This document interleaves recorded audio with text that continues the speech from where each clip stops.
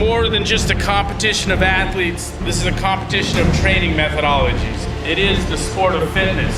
We claim to title the fittest on earth, and we can do that because we as a fitness methodology have defined fitness. And Rich Froning is the fittest man on the planet! The men and women competing here today have legitimate claim to the title fittest men and women on earth by the same rights and logic that the Lakers, the Steelers, the Penguins, and the Phillies are the best basketball team, football team, hockey team, and baseball team on earth. No one else is testing fitness, and at this point, no one can make a claim. People that just come into CrossFit are like, oh, next year I'm going to the games. Kids don't go shoot free throws and think, oh, I'm going to the NBA next year. There are people that say that this isn't a test, that there are people out there fitter than the people competing here today. Great, prove it. As the crowd races to their feet. You guys are for his final stretch. Dan is flying. And she is right to work on that The slate. energy in here is electric. It's going to be Sarah Briggs. Jeff Benedict gets ahead of him. Oh my goodness.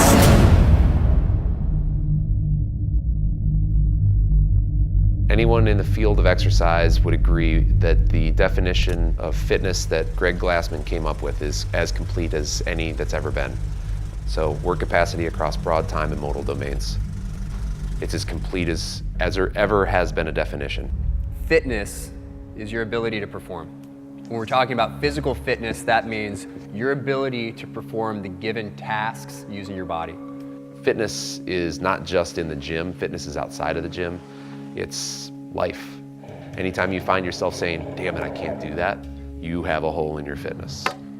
I would explain fitness as an intersection of your basic ability to move other things, to move your body, and do those things in combination. It's that overlapping of ability that exists when you have the weightlifter and the runner and the gymnast. It's that part in the middle that intersects. And the bigger that part is, the more fit you are. Without an empirical definition of fitness, all claims to be the fittest are meaningless. Greg Glassman revolutionized the billion-dollar fitness industry when he defined fitness in scientific terms: measurable, observable, repeatable. A definition you could test. You know, if you try and say you're trying to test for the fittest people on earth, I think that test needs to be wide, it needs to be quantifiable, and it needs to be streamlined across the board for all athletes. From short, from a 100-meter sprint to long, a marathon. And to test fitness, you have to test all of those elements. It also has to have known and unknown elements. So you're not just testing horsepower and pure output. In some respects, you're testing things that they've never tested before. Some of it's task accomplishment, some of it is speed through a certain task. How can you recover with limited sleep, limited rest? You've got 4 days of competing. How can you recover and still perform well on the last day? You have to be able to control when you push, how you handle discomfort. There's an element to physical fitness that has to live up here. The test that unites all of these elements is the CrossFit Games. Welcome to the CrossFit Games, a full week of competition here in Carson, California. And after these 12 events, we will know who wins the title of fittest on earth. It didn't really feel like I was competing in the CrossFit Games. It was more about just going and having a good workout, and it's probably something I'll never get to do again: swim and jump on a bar and do some muscle ups. It was a little scary too, let's be honest here. It felt like doing bar muscle up on a wet towel. Anyone can go to a pool and swim laps and do med ball cleans. That's easy. You could take a med ball to the pool right now, your local pool, and do that. Most people can't go to a pool and get out of the pool and on the deck there's a rogue rig and do muscle ups. I think by introducing elements that you can't practice in a gym, it keeps the athletes guessing, it keeps the athletes interested, it keeps the spectators interested, it keeps the whole world interested when you're just a spectator. It's a necessary part of our test at the CrossFit Games. Could we do a test of fitness where we did announce everything ahead of time and well ahead of time? Sure. But for our theatrics and for our event and for our spectacle, it adds to all of that. It's more than just a competition of the fittest alive. It's performing art, it's theater.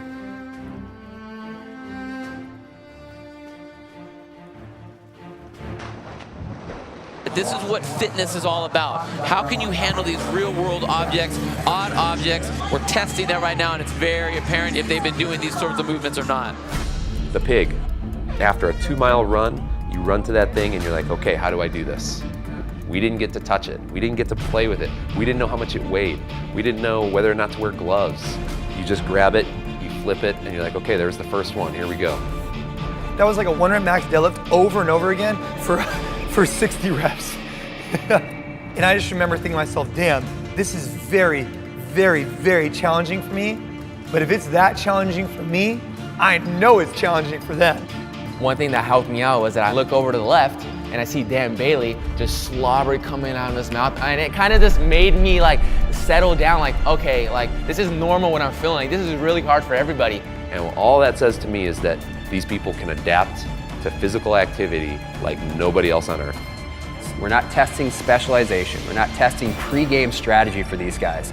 We're testing in the field performance. How do you respond to something that you haven't trained for before? That's an element of fitness. It makes you pour cement stones and try it. It makes you go seek out a hill, tear up a trail, and sprint up it and carry a sandbag. If we were only good at gym movements, we'd only be good in the gym. We force you to train a holistic package. We force you to train everything. And some people crack under that. And Fisher may have actually passed Rich Froning. We'll have to wait, and he did. Garrett Fisher by 1/10 of a second over the champ. Just to pass him the last little of the workout and beat him, it felt good. Yeah, I'm not gonna lie, it felt good. You can't prepare for those things. You can't prepare for them. So how do you do it? You prepare for it by trying everything. I think the games bring out a need for mental fortitude and mental discipline that you might not find in everyday training. I think people around the world understand what it means to handle things that are uncomfortable, to stay disciplined and stay consistent with your training. These athletes take it to an entirely different level. The US or even the world, you know, everything's become easier and we've taken out all that hard work. I think we were created to work hard, and that's what we're supposed to do. Whatever somebody basically thinks is impossible, it's being done right now, and it's being done by people who just don't listen to those kind of limitations. And those are the type of people that compete at the CrossFit Games. And this is why I like CrossFit. When you hit that wall and you tell that wall, get out of my way, and you just go through that pain, close your eyes, and just keep going. Regardless the lengths they go to prepare themselves, the director of the CrossFit Games always finds a way to exceed the capacities of the world's fittest athletes. The marathon row was the most miserable experience of my athletic career. Just mentally, just bashing your head against the screen for an hour and 20 minutes is what it felt like. After I finished college rowing, I told myself, I was like, I'm never going on that machine again. It's like a death machine. And then a couple years later, here I am, rowing a marathon row. So I think the row event was pretty cool. A lot of people disagree. Not only I knew this wasn't an event at all for me, also I didn't know if I would be able to keep going, and it destroyed me emotionally. And then that became my hardest game ever. I think from a spectator point of view, they're sitting there like, I wonder what this guy's gonna do. And I'm sitting there like, I wonder what I'm gonna do. You're really nervous, you know it's a 2K, it's kind of a sprint right at the start of the event. I don't remember exactly what the half marathon started at in meters at the time. You're sitting there, you're like, okay, you're rowing at like, hard rate. You're like, is that 2K? As I'm pulling, I'm thinking, well, it's 21,000 something, but I don't know what it was, so I think I went all the way down and probably rode hard for an extra 500 meters. So I just kept going.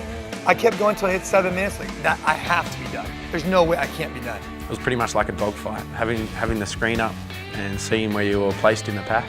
And so then after I got to 7 minutes, I took my pace from 1:33 whatever to about a 2 minute and 10 second. Just sat there, regained my composure for about a minute, and then once I felt like I was back on track, I dropped it to a 150, and I held that for the next hour. For you to take the top 10 finishers of the Boston Marathon and list them out, and then have another group list the top 10 VO2 maxes of the best guys in the Boston Marathon, they're not going to match up linearly.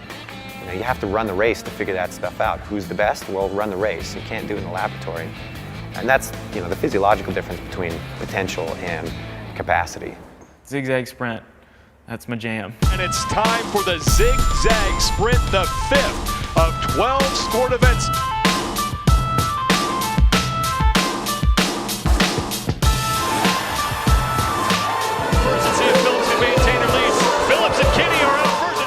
The night before, I had a couple guys outside and they were pretending to be the obstacles and they were trying to teach me how to run around them. So I'd run and I'd push them out of the way. Out with Dan Bailey. So here comes Stacy Tovar, and it's going to be those three who will move on. Stacy Tovar. I remember coming through and just sprinting as hard as I could through the finish line and knew that I lost.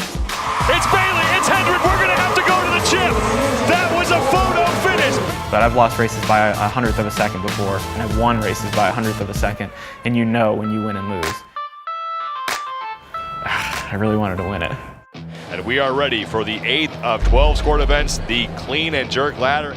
If a guy bombs out at a weightlifting meet, but he could have lifted it, should he still be recognized as being the strongest guy at the weightlifting meet?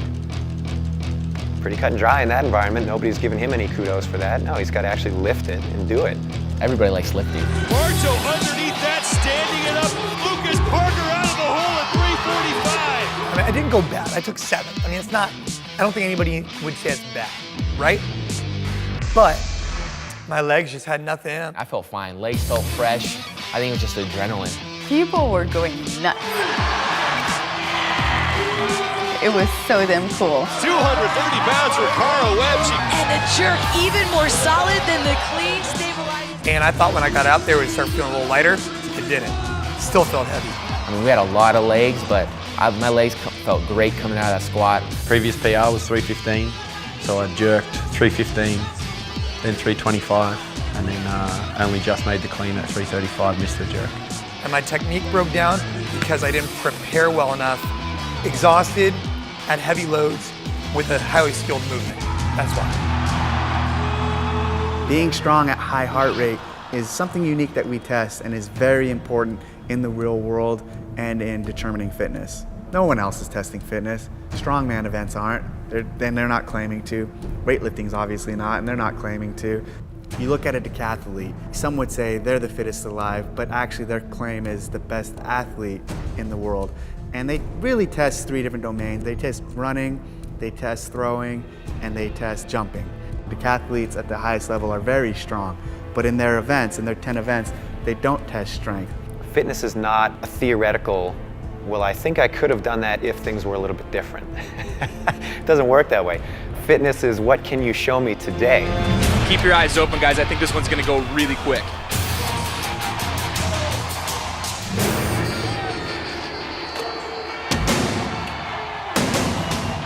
I really like the sprint chipper. That was a very cool workout. I get excited when anything 21:15.9 comes out. Doesn't matter what it is. Like we didn't know how fast we were gonna do it, how hard it was gonna be. Because for me, those workouts are just red line. It's go, go, go, all gas pedal, no brake.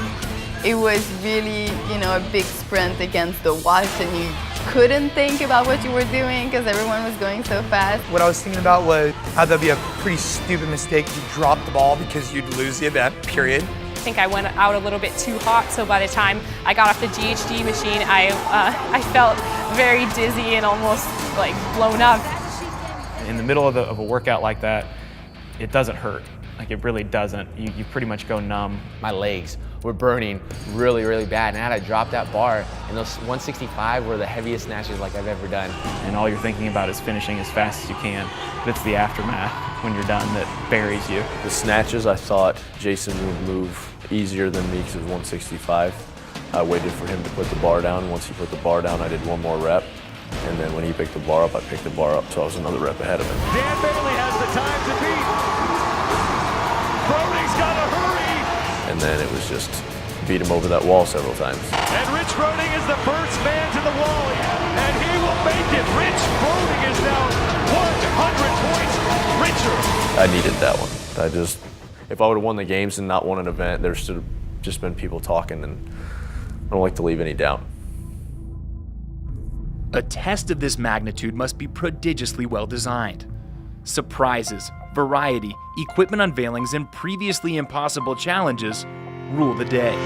I don't like to program workouts for a location without having intimately spent some time at that venue. I'll go to the Home Depot Center multiple times throughout the year and just sit in various locations and look at those locations and figure out and feel how something's gonna play. Because you just can't create a workout, you've got to create an experience. Women through the pylons at the same time, and now it's a race to the finish. It's Crawford. She makes the touch. Alexander puts At the games alone, we have 25 committees, over 600 volunteers, hundreds of contractors. We spend millions and millions of dollars on this test. It's that important to CrossFit to make sure that the test of the fittest man and the fittest woman on earth is the right test.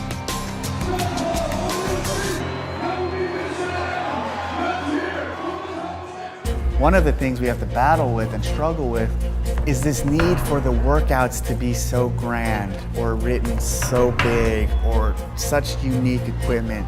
There is something to keeping everything basic and fundamental. You don't need to read a workout and go, oh my God, that looks so hard. The barbell, some high skill bodyweight movements, and the athletes are all we need to have a really good test.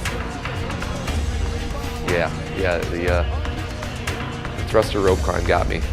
Thruster rope climb got me bad. So you guys didn't have to get fancy, and that's what I liked about this year's CrossFit Games. There was nothing that was so outside the box fancy. It was just straight CrossFit, and Naughty Nancy was a great example of that. Run, overhead squat, repeat, and it is gonna tear you up. Someone asks, hey, what's your favorite workout? And it is a tough question because it's like, what's your favorite kid? But this year, for me, the rope climb thruster workout. Simple, basic format, highly effective, and exposed a ton of weakness for a ton of people. We have to keep those events very, very secret so that we know that the elements that we're testing in the games haven't been practiced by those athletes. This was new, and now everyone who fail are never gonna fail again at that. You know, I don't regret that. I don't regret jumping up there because it took taking a chance and being okay with failing. And that's what CrossFit's about, right? You know, that's what makes people harder, you know, physically and mentally. So take chances. Go fast and take chances. We've traditionally been very good at doing a few things with the games, exposing people's weaknesses that they didn't know they have, and pushing people past the limits of what they thought was possible. That's why the test is so important, is that the test forces people outside the margins of their experience. Otherwise, these athletes wouldn't do that. Unless you're faced with something that you've never done before, you don't know whether or not you can do it. You have confidence you can do it. You've done something similar to that, but you don't know. A lot of these athletes don't know their potential yet and don't know where they can take it, and the only way you can get to that potential and increase your work capacity is with intensity. Michelle trying to stand it up, she's struggling. Something brutal that is that fun is when you pass your own limit and find yourself in a position of achievement. That's how you beat the other girl. That's how you go to the CrossFit Games, competing almost desperately to go and win. At the games, we're programming for the best, and we're programming to test the fittest. Guess what? If we pick a weight like 405 and one or two people can't do it, that's appropriate. And unless you have a test that forces you outside that level, forces you outside of your comfort zone, you don't really know. Great example, 100-pound dumbbell at the regionals. I lifted it up for the first time, I was like, damn, this thing sucks. I couldn't even get it. Jason Khalipa, one of the strongest CrossFitters, doubted himself in doing that, and then he had one of the fastest times ever. You put something out to the public, and you think it's doable, and it is doable, you just gotta get there. By the time the regionals came around, I was smashing it. You know, I think that's what separates a games athlete from a non-games athlete. They don't really listen to the limitations. They find out what the limitation is and say, well, I'm gonna step over that line today and see what happens. There's so many hidden secrets to the human body that we haven't unlocked that, you know, I'm not going to put any limit on my body, and nor should anybody else. I have been at, perhaps you could say, the top of the game for the last 7 years, and I'm only getting better every day. That's crazy. I mean, I'm PRing all kinds of stuff all the time. You know what I mean? Like, it's bizarre. It's bizarre to me. It just blows my mind. After my first year, everyone was telling me, when more people are gonna get involved, you're gonna be out. And then the next year, when more people are gonna be involved, you guys are gonna be out. Better athletes are gonna come. And it's not happening. There's only one common denominator there, CrossFit. You know, those people are extremely fit individuals, obviously. And that's what's cool, is how many tests have they been through and how many times have they proven how fit they are. I'm the fittest CrossFitter this year because of the workouts that we did. That can all change next year. So I need to make sure that my training is as varied as possible so that hopefully I can go back and defend my title next year. We don't need more tests. I think we're getting very, very good at determining what's the right number of tests and what are those tests to make sure you get the right answer. But what's unique in CrossFit is that we can literally test for things that nobody else in the world can test. And that's what makes the CrossFit Games unique. To see how far the athletes have come, an event from the inaugural CrossFit Games in 2007 was repeated in 2013. I was curious to see how we would compare now, so that just shows how much the level of fitness has improved or increased. It was just cool to see like how many women have beaten that winning time from 2007. Now Asia Barto, the only man so far to not surpass the best time of 2007 of 13. So the definition of fitness hasn't been changed, but the level of fitness has been significantly raised. The ceiling for what humans are capable of is going up, and it's continuing to go higher because of the games and because of CrossFit, the methodology. It's become quite the test. In the very first year that I competed, we had 4 workouts, 2008. And 3 on day 1, 1 on the second day. And that was a lot of volume for most of the competitors to survive. What people are doing in 2007 to be the fittest person alive, the capacity that they had is very different than the capacity of what people in 2013 are able to do to be the fittest alive. You know us, you know what we're capable of. I don't know how you figure it out, but you do. And it's always a good test. What would have happened if the final event of the 2013 Reebok CrossFit Games was programmed in 2007, 2008, 2009, or even 2010? Yeah, it would not have been a viable choice in 2009. There's no way. If you would have asked me in 2010 if the last workout would have had a 405 deadlift and weighted pistols, I would have said you're crazy. There would have been a lot of people stuck on deadlifts.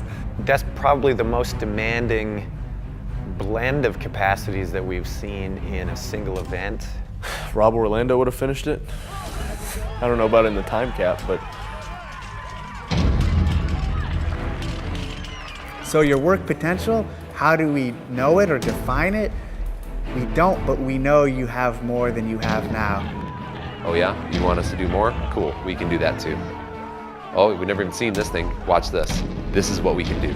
And we're not even near what we were before. You cannot even compare it. I mean, it's not the same. Here you are, you turn on the TV, or as an athlete, and here's these guys lifting 405 pounds. You're like, damn, I don't know exactly how much that is, but that looks heavy. And then you watch them walk on their hands. I mean, it's just like, wow, like that was cool. Like who are these guys? They look very fit. It just pretty much showcases our sport and what our athletes can do. We ask more of these athletes than anybody else, more than they would ask of themselves, even though they push themselves hard every day. But you wouldn't get that level of capacity, you wouldn't get that level of performance unless they had a test that was this demanding. And it's not a gimmick. These guys aren't good at CrossFit. They're really fucking fit. They're the fittest alive, period. We can't anticipate the events of life. We can't anticipate what's going to happen next. So we do any and everything we can do to be ready for what is thrown at us, and that's how I train. Rich just works hard. That's it. Like I've spent a lot of time with the dude. He just works out a lot. That's what he does. He's not just going to show up for 1 week in a year and be able to get lucky and perform well, because he's just good all the time. His fitness is real. and he's shown that across all the levels. And the Open and the regionals and the games are a real test because of that. When they start to fall off is when I start to get better. At that point, I'm like, all right, it's time to finish the deal. Rich Froning showing no signs of slowing down. If the programming determined who wins, Rich Froning's been a lucky bastard for the last 3 years in the CrossFit Games, the last 2 years in the Open that he's taken first place, and the last 3 regionals that he's won. So that's of almost 9 or 10 different events, and he's won them all. But you know that you've got the fittest man and woman when it doesn't matter exactly what the order or what the tests were, and the exact same thing would happen. Ladies and gentlemen, we held 7 CrossFit Games.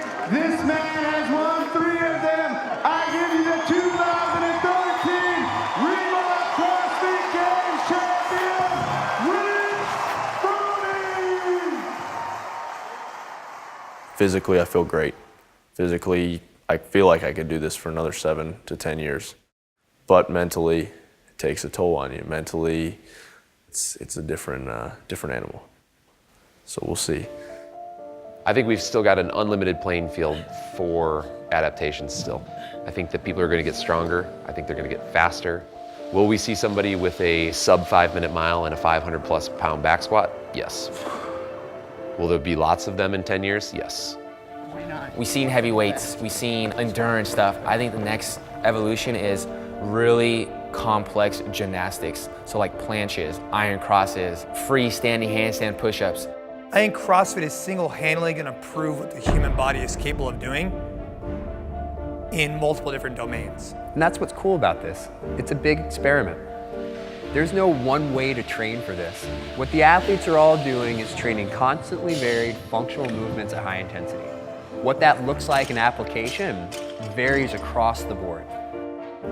That's our next generation. I'm so excited to see all those little girls kicking some butt and being muscular and all of that. I think in the next 7 to 10 years, we will see someone with the capacity to run a sub 5-minute mile and clean and jerk close to 400 pounds. I think you'll see it. They're all gonna have 300-pound snatches. They're all gonna have 600-pound deadlifts. They're all gonna run sub 5-minute miles. They're all gonna have sub 2:15 Frans. They're gonna be phenomenal. Gonna be phenomenal. It'll be fun to watch because I'll be watching at that point for sure.